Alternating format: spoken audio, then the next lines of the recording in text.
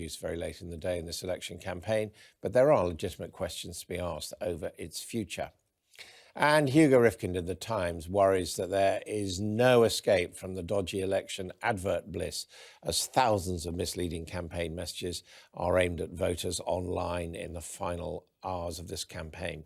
Well, joining me today to look through all those are the former Special Advisor to Amber Rudd, Mo Hussein, and the writer and researcher Maya Goodfellow. Welcome to you both. Now, just picking up on Hugo Rifkind there, I mean, he's saying there are thousands of these adverts being put out, not just by the parties, but also by support groups of the parties, some of them fairly misleading, but he's saying he can't, no one can really invigilate them. I mean, have you been aware of this? I have to say I haven't, but then I'm not on Facebook. Maybe that's a good decision at this stage. I think, it's something that's been talked about quite a bit, right, for the past few years. And I think it's really difficult to know what to do about it. But it is a concern, I think. You know, when you get a newspaper, you know what the editorial line is, you know, kind of where the newspaper is positioned on the political spectrum, if you like. But sometimes with some of these ads, it is a case of you're looking at things online, you don't know who's produced it. And you're kind of, you scroll, if you don't have Facebook, you don't know, but you scroll through your kind of timeline and you just kind of do absorb some of these things. And sometimes we do that uncritically. Sometimes we do it critically, but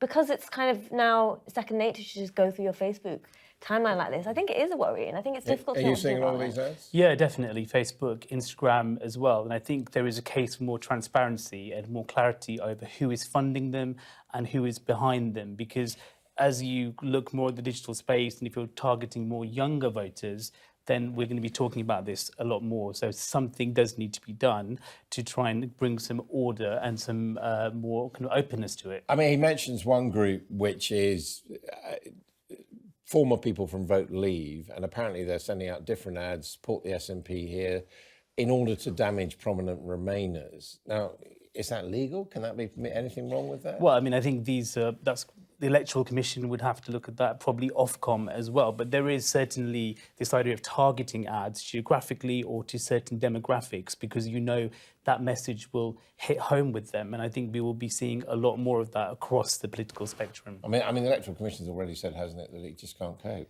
Yeah, and I think that this is something that's going to have to be looked at after the election as well, right? And to some extent, the damage is already being done during this election, and we saw during the referendum as well, this kind of thing where there was misinformation put out and people absorbing this to some extent. Maybe it's just the nature of the internet. You can't do anything about it. Yeah, but I think it's also about thinking about our literacy of engaging with some of these claims and actually cluing ourselves up in terms of being able to analyse some of this stuff perhaps with a bit of a raised eyebrow.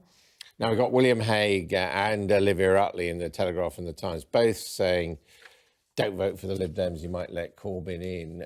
Mo, do you think this shows us a bit of nerves in the Tory camp in these final days? Yes, I think it does. I mean, really, what happens on Thursday is the key thing, polls aside and analysis aside. And there is this worry that a vote for anybody else, whether it's a Brexit candidate standing in a Labour area, whether it's Lib Dems, could then split the vote or let somebody in inadvertently. So I think nobody is putting their feet up and thinking this is a job done at all. I think there are concerns.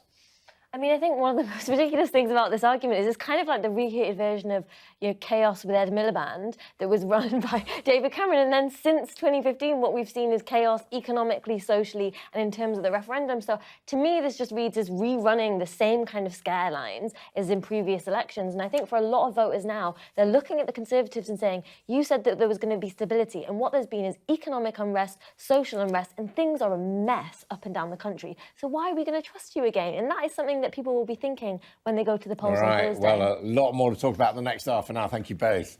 This is All Out Politics. Coming up next, we have a special report from our political editor, Beth Rigby, as she visits one of the marginal seats.